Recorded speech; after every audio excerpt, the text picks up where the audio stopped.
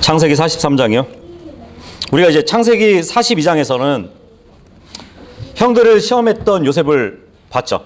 예. 양식을 구하기 위해서 이집트로 온 그 형들을 요셉이 먼저 알아보고 시험을 하기 위해서 정탐꾼이라는 누명을 형들에게 씌운 것을 봤습니다.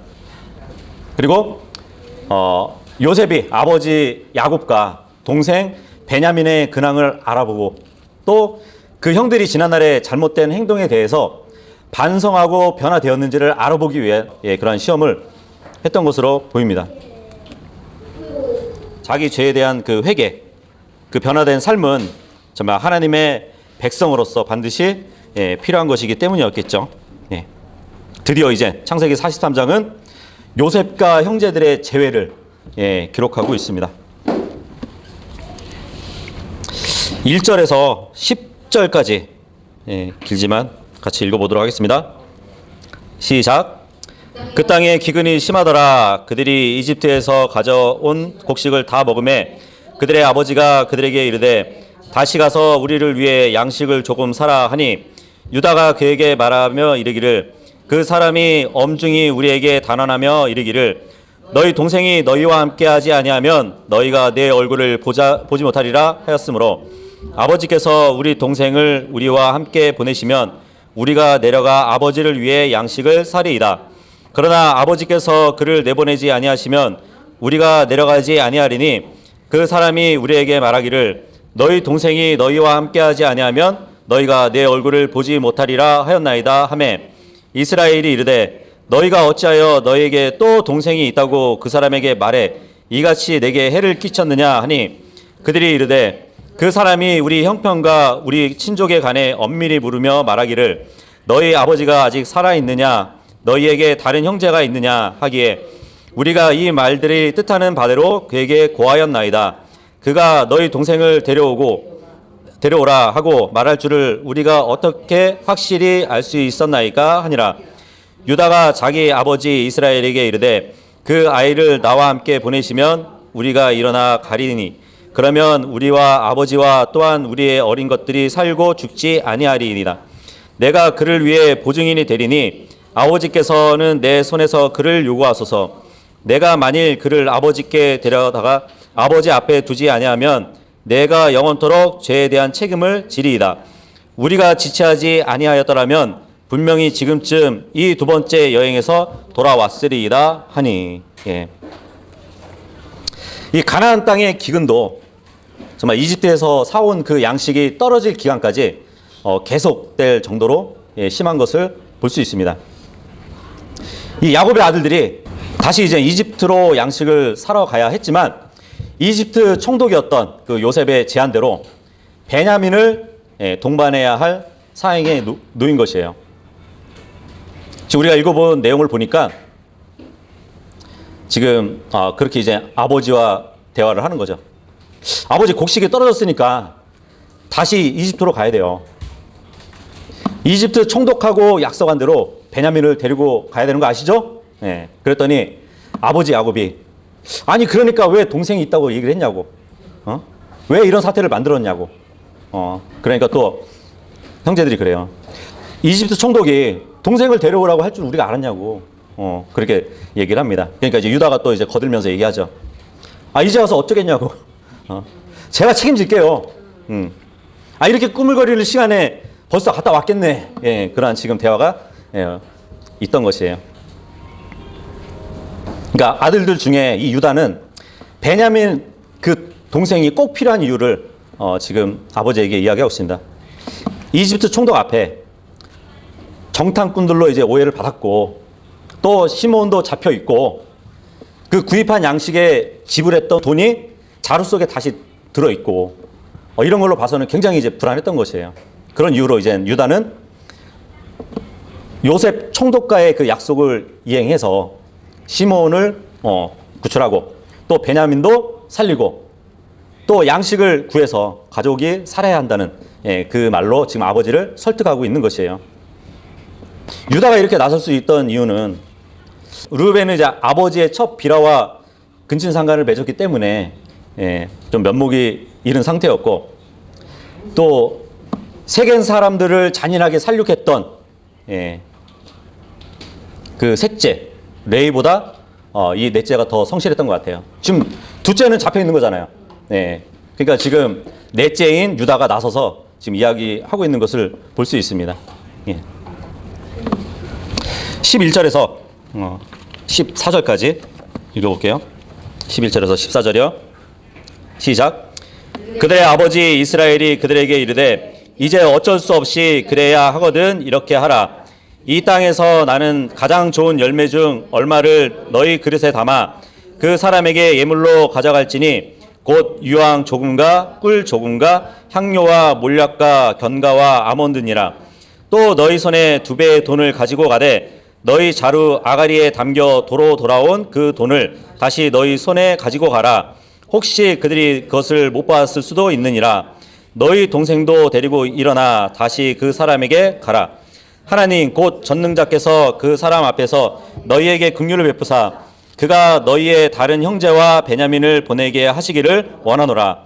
내가 내 자식들을 잃게 된다면 잃으리라 하니라. 이제 야곱이 다짐을 하고 보내는 모습을 볼 수 있네요. 여기서 이제 막내 베냐민은 야곱이 지극히 사랑했던 아내 그 라헬의 어떻게 보면 라헬이 죽으면서까지 낳은 아들이었잖아요, 그죠? 이 야곱이 그런 아들을 이집트에 보내야만 한다는 그 현실에 굉장히 심히 고민이 됐을 것이에요, 그죠? 하지만 결국은 유다의 설득과 어쩔 수 없는 그 지금 상황을 인지했잖아요. 그래서 야곱은 베냐민을 동행해서 가라고 허락했고 또 그 이집트 총독에게 선물을 드리라고 하면서 이제 선물을 또 이렇게 준비해주는 장면을 볼 수 있습니다. 그래서 그 총독에게 은총을 간청할 그 구실로 이제 선물을 보내는 것이에요. 잠언서 19장 6절에 그런 말씀이 있거든요. 많은 사람이 통치자의 은총을 간청할 것이요. 선물을 주는 자에게는 사람마다 친구가 되느니라. 이 말씀이 있어요. 근데 이 모습이 예전에 그 형의 장자권을 빼앗았던 야곱이 결국은 형을 만나게 되는 상황이 벌어졌잖아요. 그때 그 형 에서의 마음을 서서히 풀어주기 위해서 행했던 기본 책략 중에 하나였어요. 그죠? 형님에게 드릴 선물들을 막 준비했단 말이에요. 근데 지금 가나안 땅에는 이제 식량이 떨어질 만큼의 기근이 계속 이어지고 있었는데 그럼에도 불구하고 지금 보니까 총독에게 줄 선물을 보니까 이 가나안 땅의 희귀한 이 가나안 땅에서 희귀한 게 아니죠. 가나안 땅에서 났으니까 이집트 땅에서는 희귀했던 그 토산품을 지금 예물로 준비하고 있는 것을 볼 수 있어요. 그죠? 그 예물은 유황, 꿀 뭐 이런 건데 이것은 가나안 땅의 술품들이었어요. 그럼에도 불구하고 식량을 얻기 위해서 이집트로 간대요. 그러니까 꿀과 향료는 부족한 식량을 보충할 수 있는 그 음식이 될 수는 없습니다. 이 가나안 땅에 닥친 기근은 극심했지만 그들은 유황과 몰약들을 가지고 있었다는 것이에요. 희귀한 음식이 없어도 주 곡식만 있으면 충분히 살아갈 수 있지만 주 곡식이 없이는 이 희귀한 음식들로만으로는 살아갈 수는 없습니다. 그죠? 참 이 시대에 우리에게 가장 필요하고 또 유익한 것이 어떻게 보면 일반적으로 흔하게 우리에게 공급되잖아요. 그죠? 그런 사실을 우리는 하나님께 감사드리지 않을 수 없는 것 같아요. 그죠? 어쨌든 지금 야곱은 아들들을 이집트로 보내면서 마지막으로 주님을 기대하는 그 모습을 볼 수 있습니다. 전능하신 하나님 하면서 그 긍휼을 베푸시기를 기대하고 있어요. 전능하신 하나님. 이것은 아브라함이 처음 사용했던 하나님의 이름이에요. 창세기 17장 1절에 보면 나오잖아요. 전능자 하나님. 근데 이 전능자라는 칭호는 굉장히 이제 흥미로운 호칭이거든요. 성경에 보면은 11번 나와요. 11번 나오는데 창세기에 4번이 나오는데 늘 야곱과 연관되어서 기록되어 있습니다. 그래서 출애굽기 6장 3절에 보면은 모세에게 주님이 이제 이런 말씀을 하시거든요. 내가 아브라함과 이삭과 야곱에게 하나님 곧 전능자의 이름으로 나타났으나 나의 이름 여호와로는 그들에게 알리지 아니하였느니라, 이런 말씀을 하세요. 그래서 첫 번째 이름, 전능자라는 이름은 조상들에게 관련되어 있는 이름이고, 두 번째 이름, 여호와라는 이름은 민족들에게 연관되는 이름이라는 것을 시사해주고 있죠. 지금 야곱이 아들들을 보내면서 전능자 하나님이신 분에게 긍휼을 이제 원하고 있는데, 전능자 하나님, 이것은 이제 히브리어로 엘 샤다이예요. 근데 샤다이라는 뜻이 뭐냐면 여인의 가슴이라는 의미를 갖고 있어요. 여인의 가슴. 그러니까 전능자라는 이 이름은 모든 자들에게 충족시키는 분이라고 볼 수 있죠. 그런 의미를 갖고 있는 것이에요. 이집트로 떠나는 이제 아들들은 아버지의 말대로 그 자료에 담겨 있던 돈의 일로 문제가 생기지 않도록 다시 자루에 돈을 넣으라고. 그리고 그거는 갖다 주고 혹시라도 못 벌을 수도 있으니까 그거는 다시 돌려주고 양식을 구입할 그 돈을 가지고 가라고 하고 있습니다. 그래서 이제 형제들이 베냐민과 함께 양식을 사러 이제 이집트로 향하게 된 것이에요. 여기 13절하고 14절 보면 그 형제들은 이집트에 있는 총독 요셉을 가리켜서 그 사람이라고 이렇게 얘기하죠. 그 사람, 더 맨 이렇게 돼 있잖아요. 형제들에게 있어서 그 요셉은 그저 그 사람에 불과한 존재였어요. 왜냐하면 형제들은 요셉을 알아보지 못했기 때문이죠. 그러니까 형제들은 요셉에 대해선 아무 관련이 없는 사람이거든요. 그래서 그냥 그 사람이라고 이렇게 얘기를 한단 말이죠. 근데 오랜 세월 후에 요셉이 예표적으로 보여주는 예수 그리스도, 그 요한복음 19장 5절에 보면은 가시나무로 엮은 왕관을 쓰신 그 주님, 그리고 자주색 긴 옷을 거치고 나오실 때 빌라도가 유대인들에게 뭐라고 했는지 아세요? 그 사람을 보라 그래요. 그 사람. 물론 성경에 이 사람이라고 되어 있는데 더 맨이라고 되어 있어요. 그러니까 유대인들에게 있어서도 예수님은 아무런 관련이 없던 사람으로 여겼던 것이에요. 그래서 스가랴서 6장 12절에 예언을 보면은 주님을 가리켜서 가지라는 이름을 가진 그 사람을 보라 그러거든요. 그래서 사람으로 오신 하나님을 몰라봤던 것이죠. 마찬가지로 이제 이 형제들도 자기의 형제였던 요셉이 그 총독이라고 이렇게 보지 못했던 것이에요. 15절에서 18절이요. 읽겠습니다. 시작.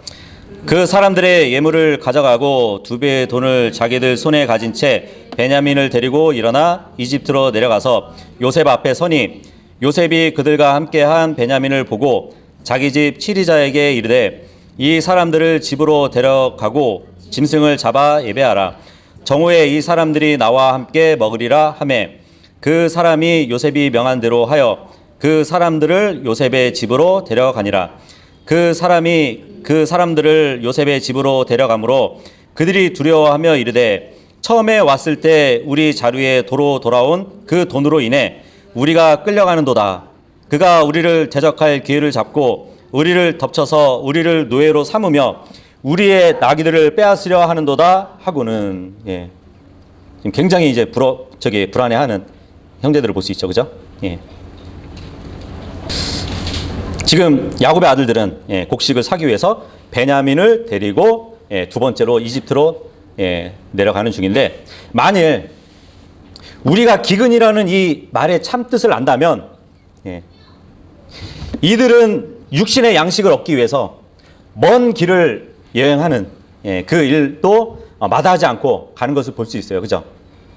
그렇다면 영의 양식을 얻기 위해서 먼 길을 행하는 것도 가치가 있음을 우리는 알아야 될 것이에요. 그죠?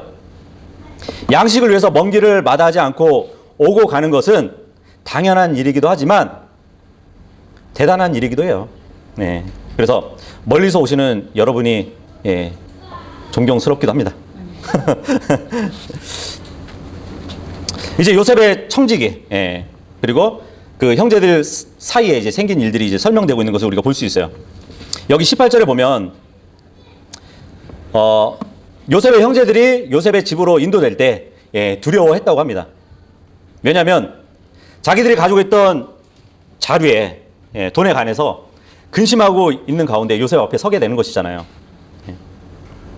그 일을 알고 우리를 종으로 삼으려고 그러는 것 같다고, 또 우리의 나귀들도 빼앗을 것 같다고, 굉장히 이제 극심한 두려움 가운데 있었어요.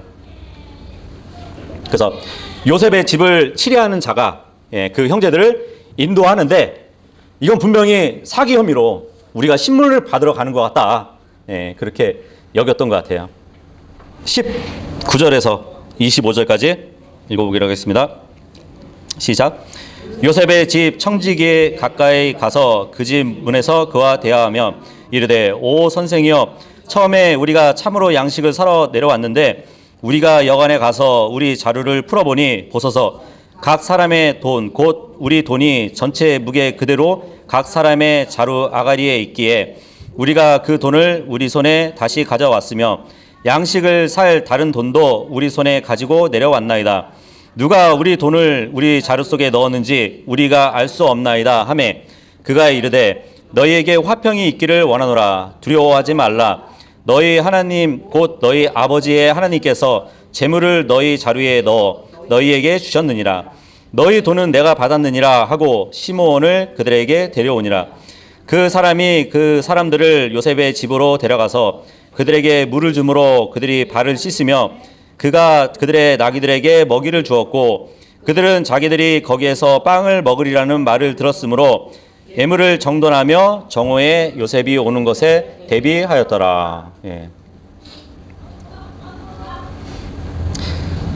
이 형제들은 지금 요셉의 집을 관리하는 청지기 앞에서 사정을 밝히고 있어요. 전에 곡식을 사기 위해서 가져왔던 그 돈을 도로 가져왔다는 이유를 지금 대고 있죠. 그죠? 어떻게 보면은 전에 곡식을 사기 위해서 돈을 가지고 왔는데 그 돈을 도로 가져갔다는 혐의를 받기 전에 그들의 결백을 지금 나타내고 있는 것이에요. 그러면서 돈을 꺼내 보였어요. 그런데 생각지도 않게 지금 여기서 청지기는 그들에게 오히려 용기를 주고 있어요. 23절에 보면은 안심하라, 두려워하지 말라 그러죠. 그러니까 화평이 있기를 원하노라, 두려워하지 말라 그러거든요. 이제 죽었구나 생각한 형제들에게 지금 안심을 시켜주고 있어요. 마치 마태복음 14장 27절에 보면 풍랑으로 막 배가 뒤집힐 것 같은 그런 상황에서 제자들이 이제 죽었구나 생각할 때 예수님께서 즉시 그들에게 오셨을 때 하신 말씀이 그거잖아요.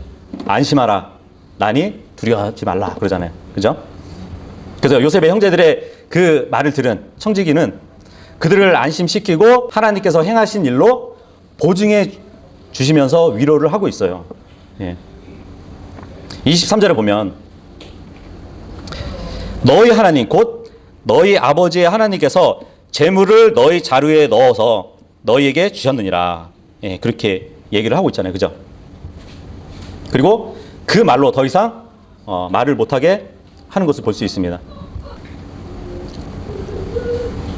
이 청지기의 말하는 태도로 보면은 그 선한 주인이었던 요셉으로부터 가르침을 받았던 것 같아요. 그죠? 분명히 이집트인일 거란 말이에요. 그죠? 근데 지금 하나님을 언급하고 있거든요. 참된 하나님, 히브리의 하나님을 알았던 사람으로 보여지죠. 그래서 우리는 지금 이 청지기를 봐서는 위로자 성령님의 예표임을 또 이제 보게 됩니다. 이 요셉의 청지기는 요셉의 형들을 친절하게 환대해 주었어요. 그리고 주인의 명령에 순종했다고 기록이 되어 있습니다. 요셉을 두려워하는 그 형제들에게 이 청지기는 위로를 줬단 말이에요. 예, 그죠? 나중에 이 이스라엘 백성이 대환란 끝에 가서 아마 자기들을 이렇게 그렇게 생각할 거예요. 두려워할 거예요. 자기들 스스로가 두려워하면서 이전에 그리스도를 우리 민족이 십자가에 못 박았지. 큰 죄를 졌구나. 우리는 심판받겠구나. 그럴 때에 어떠한 일이 벌어지냐면 주님이 간구의 영을 부어줘 가지고 그 이스라엘 백성이 자기들이 찌른 주님을 바라보고 잠시 애곡했다가 나중에 그 성령님의 위로 가운데 회심할 그 일을 성경은 말씀해 주고 계시거든요. 그런 모습을 지금 보여주는 것 같아요.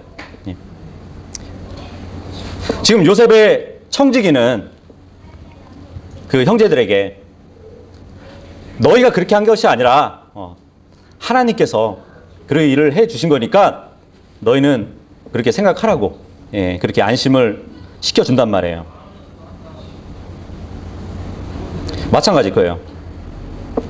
대환란 때 유대인들도 자기들이 우리가 찌른 그리스도로 인해서 두렵다고 생각할 때에 마치 그 사도행전 2장 23절의 말씀을 들어서 아마 말씀해 주지 않으실까. 너희가 그분을 붙잡아서 십자가에 못 박아 죽였지? 그건 하나님의 정하신 계획과 미리 아심을 통해서 너희에게 넘겨졌던 거야.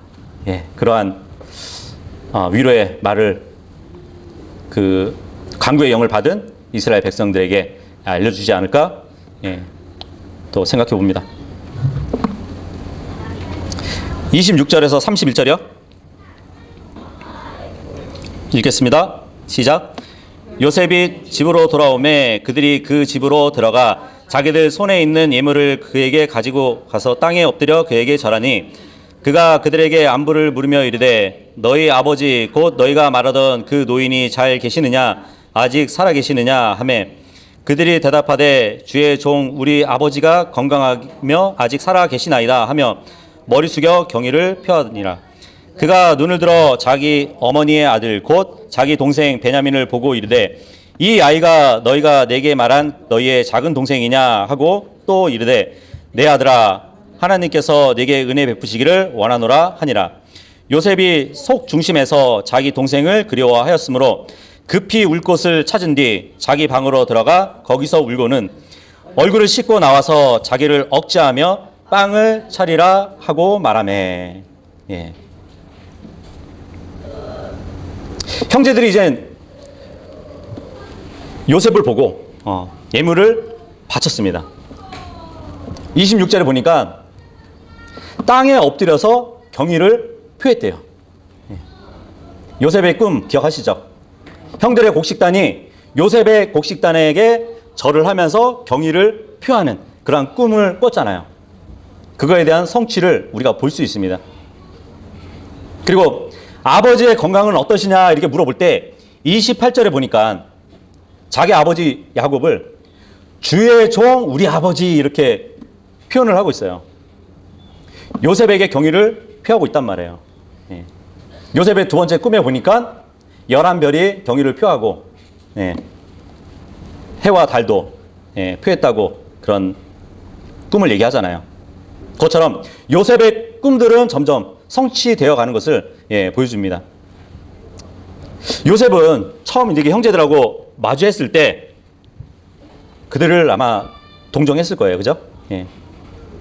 이 동정심이라는 것은 뭐 도움이 필요한 사람에게 느끼는 하나의 감정이잖아요. 그죠? 기근 가운데 찾아온 형제들. 그들의 안위를 걱정하고 도움을 주는 것은 동정심에 기인한 행동이에요. 우리는 어떤가요? 우리도 어려운 형제를 알게 된다면 우리도 그 형제를 동정해 줘야 됩니다. 그죠? 그런데 그 동정이 어디서 나와야 될까요? 요한일서 3장 17절에 보면 그러나 누가 이 세상에 좋은 것을 가지고 있으면서 자기 형제가 궁핍한 것을 보고도 동정하는 마음을 닫아 그를 피하면 어찌 하나님의 사랑이 그의 안에 거하겠느냐 이 말씀을 하고 있습니다. 기근으로 찾아온 형제들에게 정말 도움을 주고자 하는 그러한 동정심이 요셉에게 있었듯이 우리도 세상의 인간의 동정이 아니라 하나님의 사랑을 통한 동정을 가져야 된다고 말을 하고 있어요. 그죠?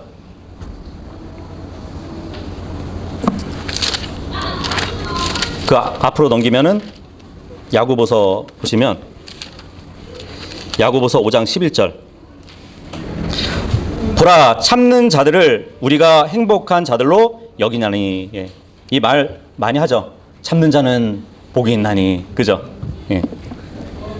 너희가 욥의 인내를 들었고 주께서 주신 결말을 보았는데 주께서는 지극히 동정심이 많으시며 친절한 긍휼을 베푸시느니라. 이 말을 하고 있습니다. 욥은 발바닥에서부터 정수리까지 심한 종기로 고통을 받았던 사람이에요. 그죠? 얼마나 심하면 자기의 생일을 저주할 정도로 고통을 받았단 말이에요. 아, 차라리 내가 태어나지 않았다면, 어머니 뱃속에서 그냥 죽었더라면, 그 정도로 고난이 있었는데, 지금 야고보서 5장 11절의 말씀 보면은 고난받는 그 욥을 보시는 주님은 늘 그를 걱정하셨다는 것이에요. 그냥 사탄이 그 욥을 대하는 것을 그냥 지켜만 보신 것이 아니라 고난받고 있는 그 욥을 보시는 주님은 늘 그를 걱정해 주셨다는 것을 보여줍니다. 그래서 마지막에는 모든 것을 2배로 갚아주셔요. 그죠? 긍휼이 많으신 하나님을 또 보게 되죠. 요셉은 다시 마주하게 된 그 형제들을 그리워했었습니다. 특히 요셉은 같은 어머니에서 태어난 동생 베냐민을 보기를 몹시 원했어요. 요셉에게 있어서 다른 사람들은 모두 이복 형제였지만 베냐민은 그죠? 어머니 라헬이 죽기 전에 낳은 친 형제였잖아요. 그래서 요셉으로서는 그 베냐민에게 각별한 애정을 느꼈기 때문입니다. 30절에 보면 요셉의 속 중심에서 자기 동생을 그리워했대요. 속 중심에서.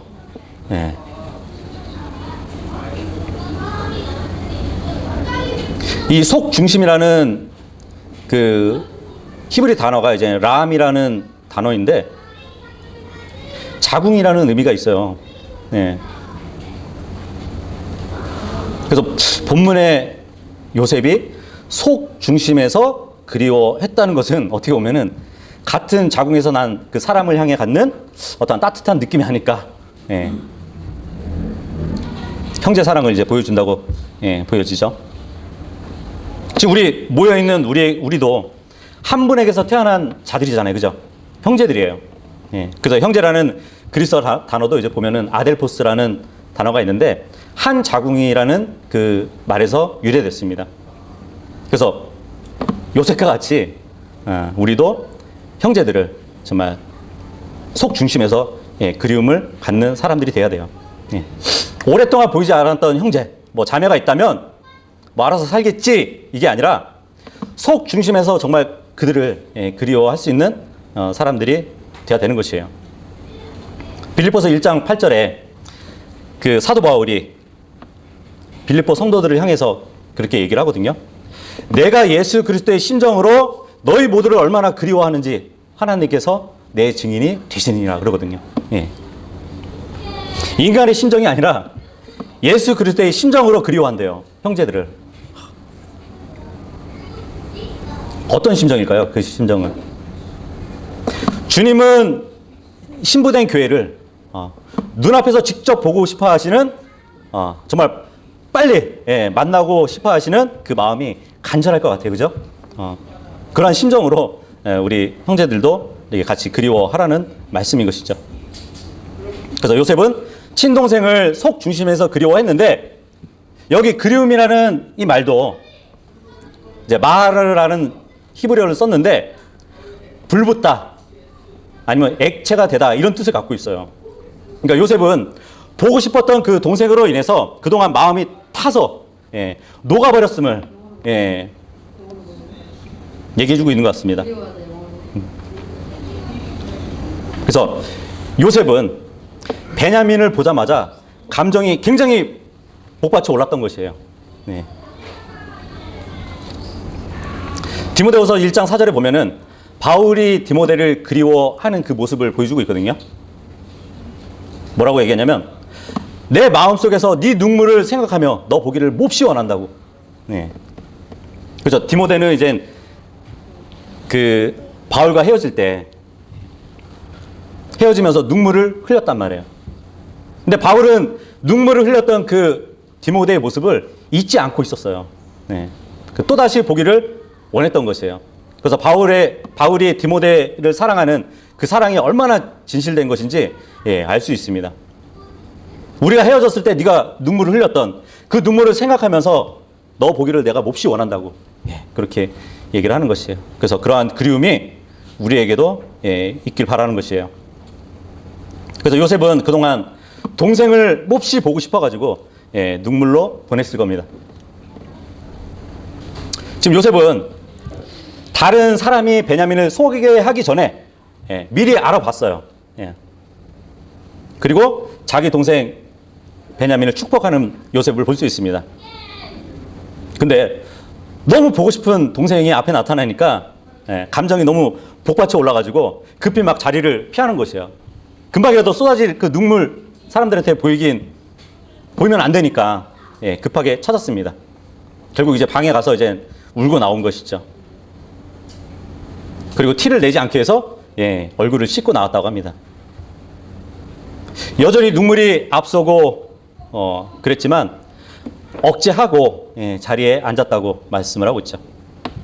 근데 여기서 억제했다는 것은 무엇을 억제했다는 것일까요?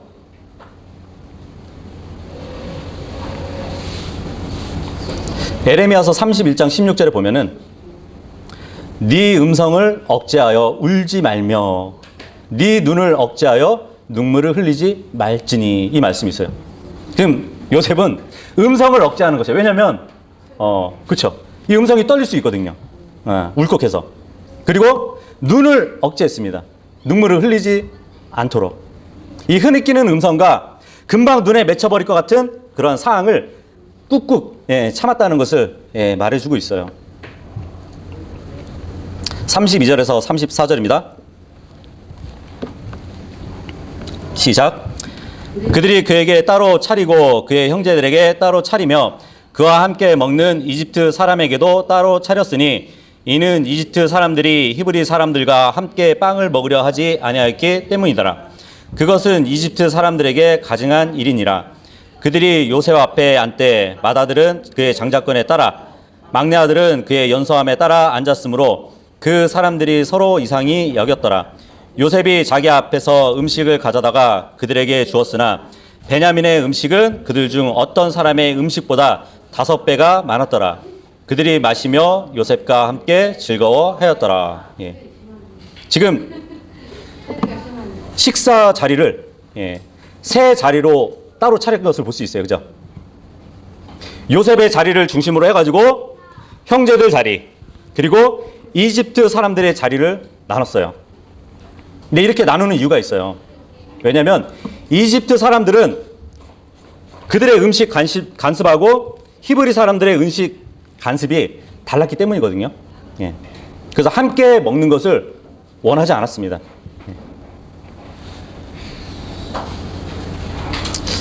예를 들어 요셉이 자기 집 치리자에게 짐승을 잡으라고 명령했단 말이에요. 그래서 그 짐승이 만약에 소라면 이집트인들은 소를 신성하게 여겼단 말이에요. 그래서 그 고기를 먹는 타국인들을 가증하게 생각을 했었단 말이죠. 그래서 함께 식사를 할 수 없었던 것이거든요. 출애굽기 8장 한번 보도록 할게요. 출애굽기 8장 26절, 27절 보시면 25절부터 볼게요. 파라오가 모세와 아론을 불러 이르되 너희는 가서 이 땅에서 너희 하나님께 희생물을 바치라. 모세가 이르되 그리함은 합당하지 아니하나이다. 우리가 이집트 사람들이 가증히 여기는 것을 주 우리 하나님께 희생물로 바칠 터인데 보소서, 우리가 이집트 사람들 눈앞에서 그들이 가증히 여기는 것을 희생물로 바치면 그들이 우리를 돌로 치지 아니하리이까. 여기서 보면은 이제 이집트인들이 신성히 여기는 것 말고 가증히 여기는 것도 있는데 주님께로는 희생물로 드릴 수 있는 합당한 짐승이라고 생각을 해보세요. 예. 음식을 먹는 그 문화가 다르다는 것을 또 보여주잖아요. 그죠? 이때가 이제 하나님이 파리떼를 이집트로 보내셔가지고 파라오가 이제 모세와 아론을 불렀단 말이에요. 아, 이스라엘 백성들을 양도할 테니까 가서 주님께 희생물을 바치라고. 근데 이집트 땅에서 바치라고 그래요. 예. 이집트 땅에서 하나님께 희생물을 바치라고 그래요. 그러니까 모세가 이제 그런 말을 하는 것이에요. 여기서 우리가 주님께 드릴 짐승은 이집트에서는 불결하게 여기는 건데 그렇게 되면 우리에게 돌을 던져 우리가 죽임당하지 않겠냐고. 그죠? 어떻게 보면은 이 파리떼로 인해서 고통을 받았던 그 파라오가 수작을 부린 거죠. 그죠? 너희도 한번 당해봐라 하면서 주님께 올리라고. 근데 이집트 안에서 올리라고. 그래서 이제 결국은 모세는 사흘 길쯤 떨어진 광야로 가서 하나님께 희생물을 드리겠다고 그렇게 얘기를 했습니다. 또 그와 같은 경우가 또 있죠. 그 요셉을 종으로 드렸던 보디발. 보디발도 역시 같은 이유로 그런 말을 하잖아요. 창세기 39장 6절에 보면 모든 소유를 요셉에게 맡겼는데 자기가 먹는 빵 외에는 자기 소유 중 아무것도 알지 않았다고 그래요. 소유를 다 맡겼는데 먹는 요 부분은 이렇게 구분했다는 얘기예요. 그래서 지금 요셉 앞에 형제들하고 이집트인들하고 이렇게 나눠서 자리를 갖도록 한 것입니다. 근데 지금 여기 보니까 요셉은 어떻게 보면 자기의 정체를 살짝 드러내는 듯한 그 모습을 보여주거든요. 왜냐하면 형제들을 앉히는데 어느 순서를 앉혔냐면 장자부터 막내까지 순서대로 앉혔어요. 그러니까 형제들이 이상하게 생각을 하는 것이에요. 어떻게 알고 우리를 나이 순으로 이렇게 앉게 했지? 그렇게 생각을 하는 것이죠. 그리고 요셉은 다른 형제들보다 5배나 많은 음식을 베냐민에게 주었습니다. 당시 이제 관례상 보면은 상대에게 이렇게 몇 배로 대접한다는 것은 그를 더 존대한다는 뜻으로 차려지는 상이었어요. 성경에서 보통 이제 5라고 하면은 죽음의 숫자죠, 그죠? 베냐민의 그 어머니 라헬이 상거를 치르다가 죽었잖아요, 그죠? 그 죽음 가운데 얻어진 아들이잖아요. 근데 지금 요셉이 지금 내놓은 그 음식은 영어로 보니까 군대 음식이에요, 군대. 그죠? 군대에게 주어진 음식을 지금 차려주고 있습니다. 베냐민은 5배 음식을 지금 받았는데 이게 역사적으로 보면 이제 스파르타 왕들은 대접을 받을 때 2배 음식을 받았다 그래요. 그리고 크레타 지방의 집정관들은 4배의 음식을 받기도 했었고 이집트 왕들은 5배의 음식을 이렇게 받았다고 합니다. 이제 요셉은 형들이 돈을 훔치지 않았음을 입증하려고 그대로 가져온 그 일, 어떻게 보면은 양심 시험을 거치게 한 것 같아요. 그리고 나서 어떻게 보면 지금 베냐민 한 명을 우대해주고 있잖아요, 그죠? 형들의 악감정을 지금 시험하고 있는 것이에요. 예전에는 아버지 야곱에게 있어서 제일 편애받았던 게 누구죠? 요셉이었잖아요. 형들이 요셉을 보고 시기를 했었잖아요. 자, 이번에는 어떤가 한번 볼까? 하고 이제 베냐민을 시기하나 안 하나, 미워하나 안 하나, 그것을 이제 시험하는 것 같아요. 그래서 형들의 변화된 성품을 확인하려고 하는 것 같습니다. 이렇게 이제 창세기 43장의 그 요셉을 통해서 여전히 잘못과 실수로 이제 얼룩진 우리들을 전부 알고 계시는 주님을 보여주고 있습니다. 우리가 두려워하는 주님은 부족한 우리를 배려하시고 친절히 대해주시는 분임을 또한 이렇게 교훈해 주고 있는 것 같아요. 오늘 본문에 나오는 그 대화에서 이 하나님의 일이 강조되고 있거든요. 이것은 뭐 요셉의 형들을 변하게 만든 원인이 될 수도 있고, 변할 수 있는 힘이 된 것이에요. 그래서 이제 이 형제들도 자신의 행동에 책임을 지고 자신의 잘못한 것을 어떻게 보면은 지금 이제 변화된 그러한 모습들을 지금 보여주고 있는데, 예전과 많이 달라진 그 형들을 보여주고 있단 말이에요.